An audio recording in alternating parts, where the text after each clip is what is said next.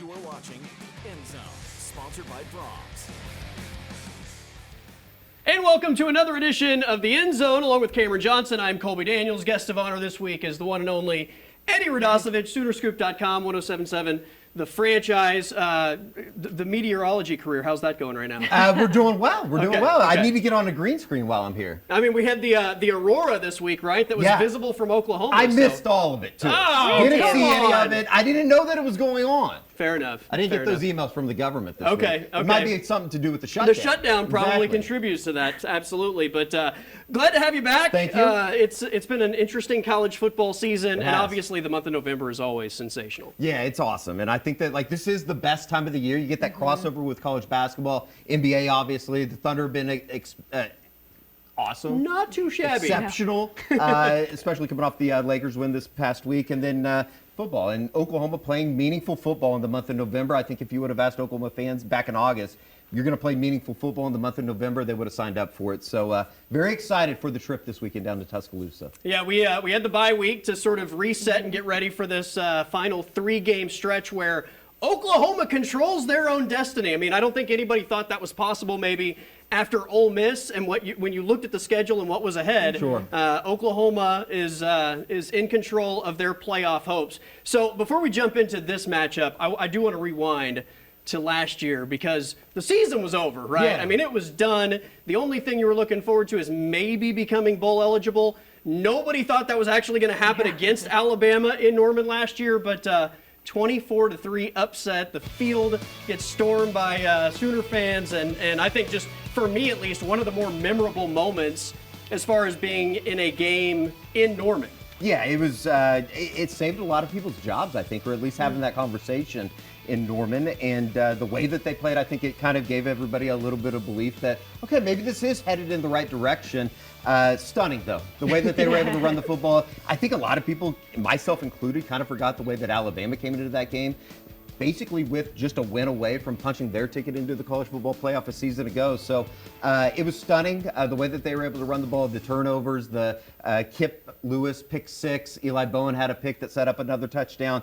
It kind of set up for what was to come, and I think a lot of hope and belief in what Brent Venables was able to kind of help build, and where they're at right now. So, yeah, last year was incredible. You hope to not see a whole lot of field storming for Oklahoma in the future because that's obviously in a bad spot. But yeah, it was surprising. One of the more surprising wins that Oklahoma's had over the last couple of years. There are those teams in college football that I feel like no matter what kind of year they're having, that it's just always a big deal to beat them. Alabama is one of those teams. And It's like if you beat Duke in basketball, right? You're starting the court. Yeah.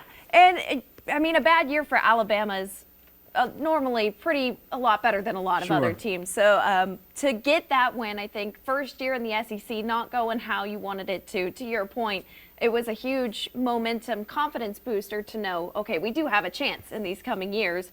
And this is a good way to start that journey. It was a great defensive performance. And I think that the way that they were able to shut down the run, obviously have a little bit of a different situation this year with Jalen Milroe to Ty Simpson. But certainly there is a gateway for Oklahoma to win a football game on Saturday. And as you said, Colby, I mean, it's all out there in front of them. You win 3 games, you're probably going to be in the college football playoff.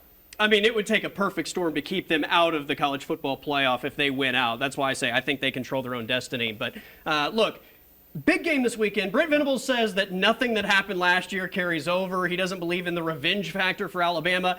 I got to believe that at least there's a confidence factor for the Sooners in the fact that they won last year. They're going on the road. They've been really good on the road through SEC play. And we got to talk about that run game because that's what beat Alabama, at least for the OU offensive side of things.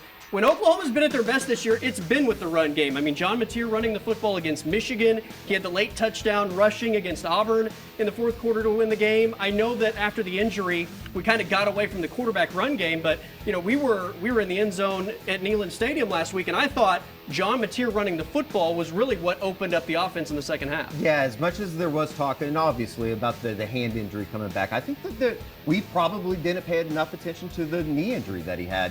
And he certainly looks more like the guy that I think we saw before the hand injury against Auburn, obviously with the 16 carries last week, 80 yards against Tennessee two weeks ago. I think you're going to see that a lot. For Oklahoma to win this game, they're going to have to run the football. Last year against Alabama, you saw Xavier Robinson kind of burst onto the scene. His first 100-yard game or over 100-yard game.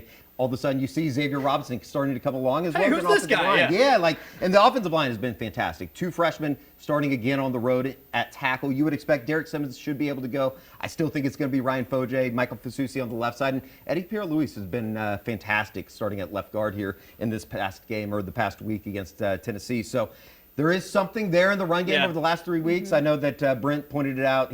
I think every time he's talked to us, he's pointed it out. Over the last 3 games, Oklahoma 3rd in the rushing department in the SEC. That's going to be key if they want to win this game on Saturday. Now, the defense a year ago completely shut down that Alabama offense. You mentioned it.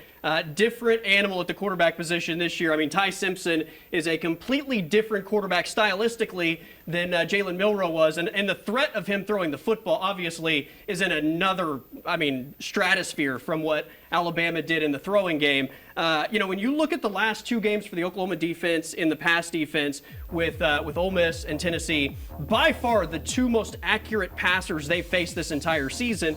Both of those guys went over 300 yards with Chambliss and with Aguilar. If you're able to protect Ty Simpson, I think OU might be in big trouble because those previous 2 guys had a lot of success when they were upright. Oklahoma did get pressure on them, but I don't know how much pressure they're going to generate on Ty Simpson. And if you don't generate pressure, he will pick you apart. Yeah, absolutely. He's been fantastic. There's a reason that he's probably going to end up in New York City as one of the Heisman favorites alongside Fernando Mendoza from Indiana. But the thing about Oklahoma, they're going to get 3rd downs. You got to be able to get off the field. That's what Alabama's been able to do so well defensively this year. Oklahoma, in the games that they lost, Texas and Ole Miss, they had plenty of 3rd down opportunities to get off the field, and they just weren't able to take advantage of it. Yeah, and I think the turnovers is going to be a big deal for them too, because you look at last week, you've still got Aguilar, the offense as a whole, Tennessee's offense putting up well over 200 yards. They get those takeaways. That's what saved them in this game. So I think that puts a lot more pressure on the defense. That yes, if you can't contain Simpson, that means you're going to have to force a takeaway, to your point, get off the field. And they have not done that this year. Ty Simpson does not turn the ball over. One interception on the season. Yeah, it's unbelievable. He's been fantastic. And when you haven't been able to run the football like Alabama has, it makes it almost even more impressive what Ty Simpson's been able to do through the air. Should be a lot of fun. We'll make game picks on this game a little bit later in the show. We've got to take a timeout. We mentioned the Thunder. They are rolling. They're off to a dominant start. We'll discuss it next on the End Zone.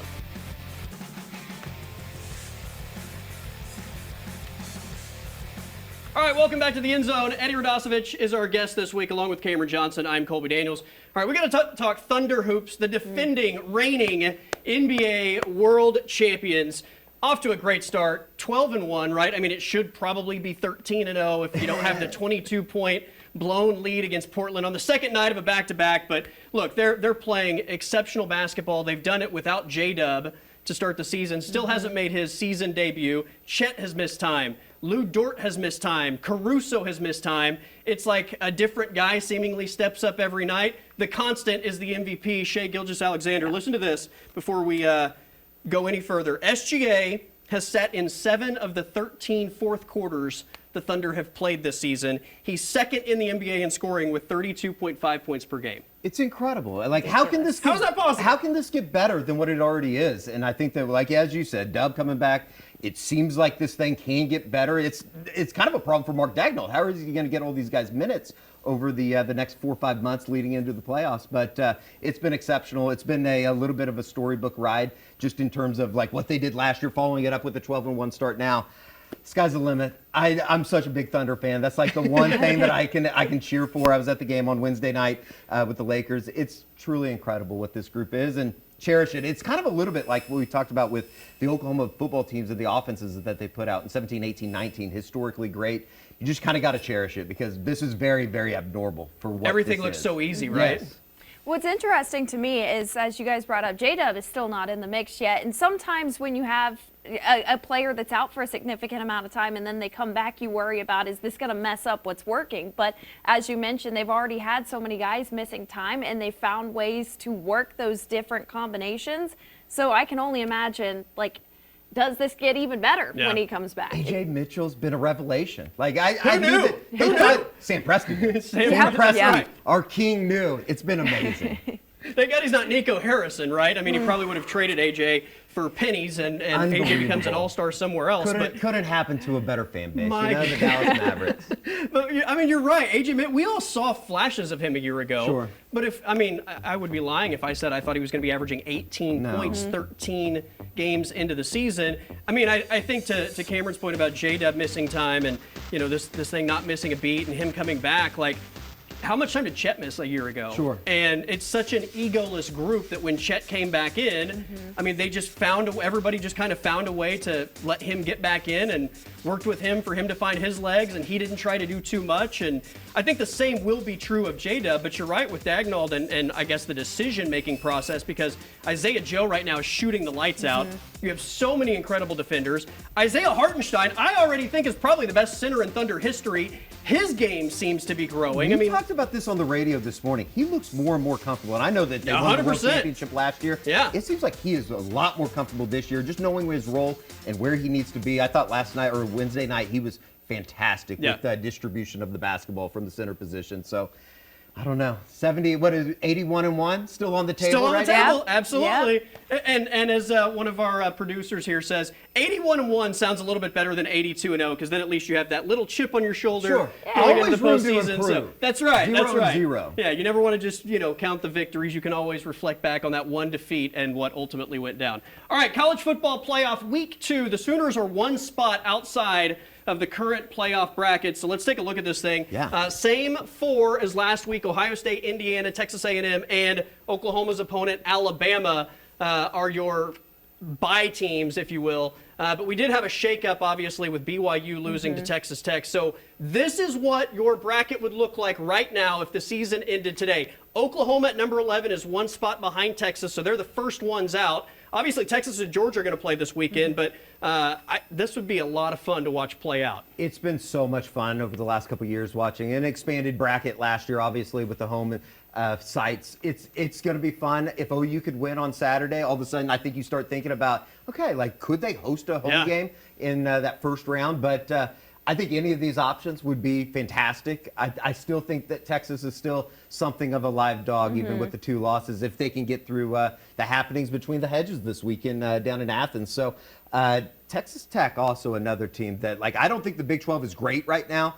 I know the BYU, they've had a lot of moaning with the college football playoff bracket or with the rankings that came out on Tuesday, but I still think Texas Tech, you fire me up with a home site there in Lubbock for a night game possibility in the playoffs. Joey Juice with a healthy quarterback. The Red Raiders might be sneaking up on somebody in the first round. Ole Miss, Texas, I think would be a ton of fun. And I kind of like the idea of maybe Oregon doing to Ohio State what Ohio State did to Oregon last year as the number 1 seed, potentially seeing the other in the second round. But look, Sooners win. They will be on this bracket when we do this next week. Okay, we got to get to 10 seconds of action. Unfortunately, our MAC correspondent, Adam King, is on the IR, expected to be back soon. It's only the 10-day IR, so he'll be back soon. So no Adam King, but we still have 10 seconds of action from one of the games of the week. Did he score? Did he not? I have no idea. Find out next week when we give you 10 more seconds of MAC football here on the End Zone. It's Moving the Chains next.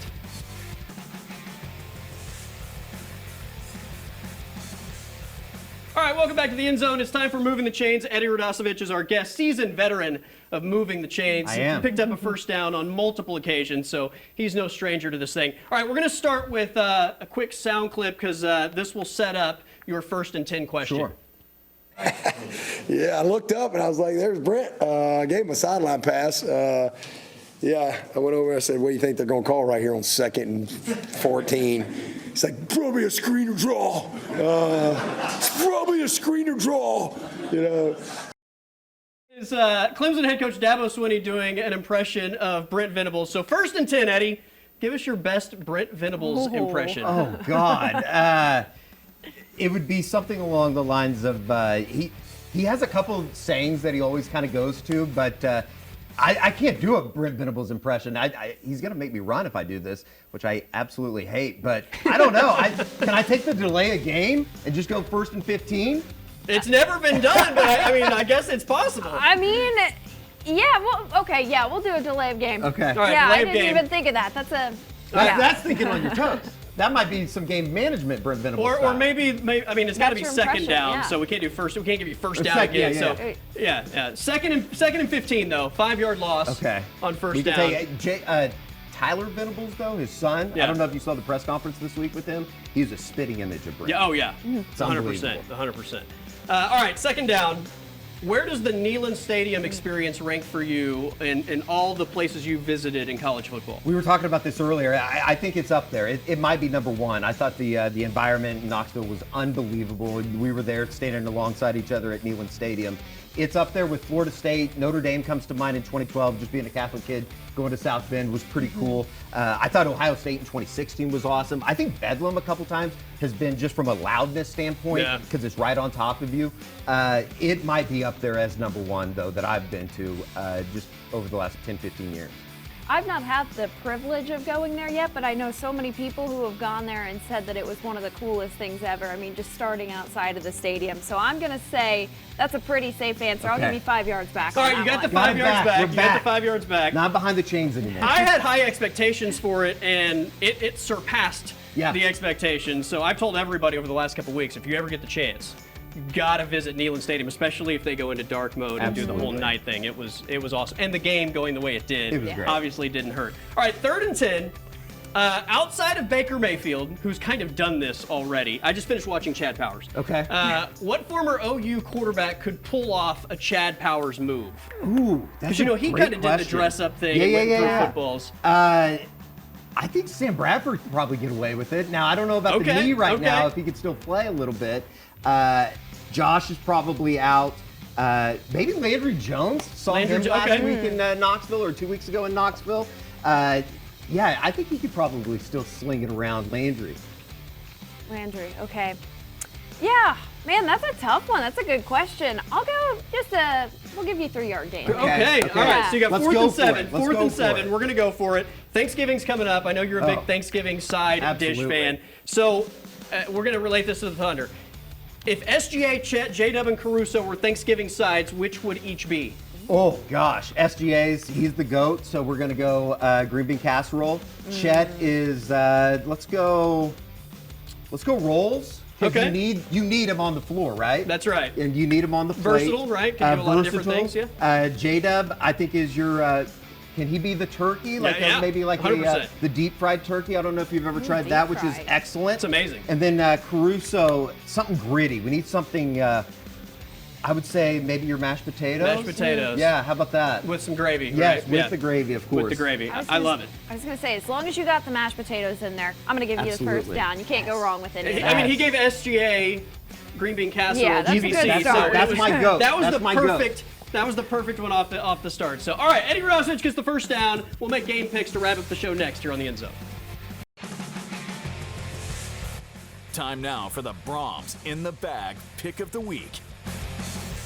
All right, wrapping up the show with game picks. We've got some big games this weekend that obviously have playoff implications, and we'll start with Notre Dame at Pitt.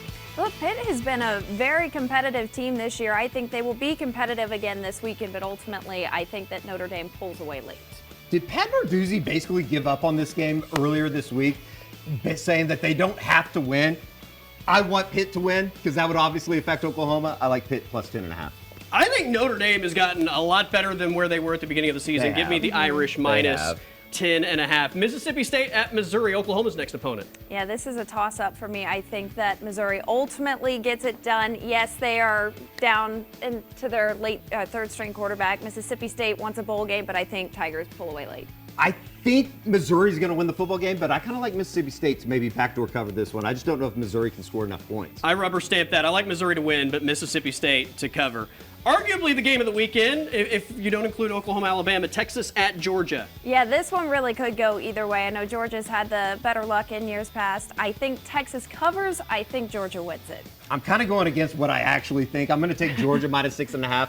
I do think Texas can go into Athens and win this week. Texas has been terrible on the road, so give me Georgia minus 6.5. Kansas State is a road favorite, minus 19.5. Look, OSU, I think they'll do what they've done all year. They'll keep it close in the first half, maybe even the third quarter, but I think Kansas State wins it. I'm going backdoor cover, 26-point lead.